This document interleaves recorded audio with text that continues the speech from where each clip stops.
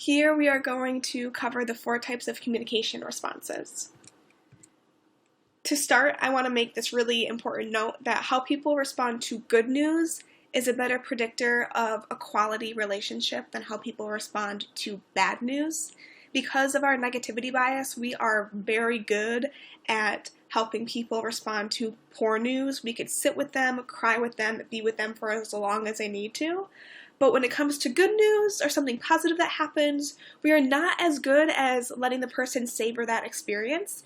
We may say something like, "Oh my God, that's great, congratulations," and then the momentum and energy kind of fizzles out and dies away.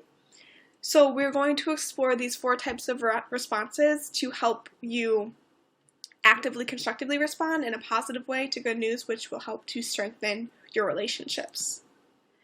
The first type of communication response we're going to dive into is passive constructive. Here you are happy for the person, which means that you have low energy support towards their good news. You have a delayed response. You don't really seem like you care at all. Your nonverbals are showing that you would rather be doing something else. So an example of passive constructive responding to a piece of good news like, "I got an A in my test," would be something like this. "Oh, that's great. Good for you. Congratulations. Yeah, that's really awesome. Wow."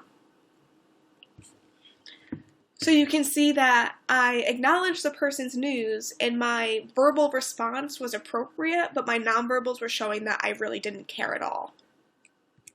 Passive destructive responding means that you are unhappy for the person.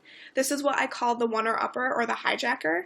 You completely ignore the speaker, you focus the conversation back on yourself, and you hijack the conversation altogether. So an example of passive destructive responding to, "I got an A in my test," would be,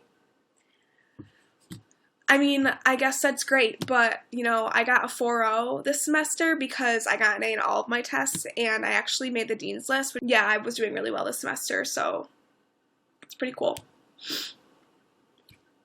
So I'm one-upping the person. I'm not even acknowledging what they said or that they got an A on their test. I'm only focusing on myself and talking about myself. Active destructive responding means that you are unhappy with the person. So in this instance, you are not celebrating the person's good news, but you are in fact telling the person why it's bad news instead. So you squash the event, you become dismissive and demeaning and overtly negative. So an example would be, "I got an A in my test," and actively destructive responding would be, "It's one test. It doesn't even matter. It's not going to make an impact on your GPA. It's not going to make an impact on your overall grade in the class. The professor probably felt bad for you because you've been struggling in the class anyway, so it's not even that big of a deal. Don't make a big deal out of it." Really just not nice and completely dismissive. Active constructive responding is the most positive way to respond, as you might have guessed. Here, you're happy with the person. Your response is authentic. You're genuinely happy for the person. You're enthusiastic. Your nonverbals show that you're supportive. You're helping the person savor the experience and stretch it out by asking questions. And your nonverbals are with them. So maybe you're giving them a hug. Maybe you're jumping up and down, celebrating with them physically. You're definitely engaging with them and have eye contact. So an example here would be, "I got an A in my test." "Oh my God, that's so great. Congratulations. What class was it for? Did you use any different study tactics to prepare for the exam? Wow, that's so great. Tell me more about that. How did that make you feel?"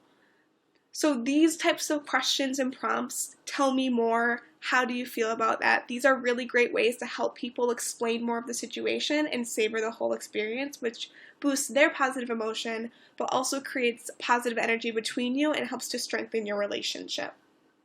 Active constructive responding is linked to greater commitment and satisfaction, intimacy, and trust in a given relationship, and the other 3 are linked to insecurity and distrust. The person learns that eventually their good news and responses will not be met with the adequate enthusiasm or interest that's needed, which will fracture that relationship eventually.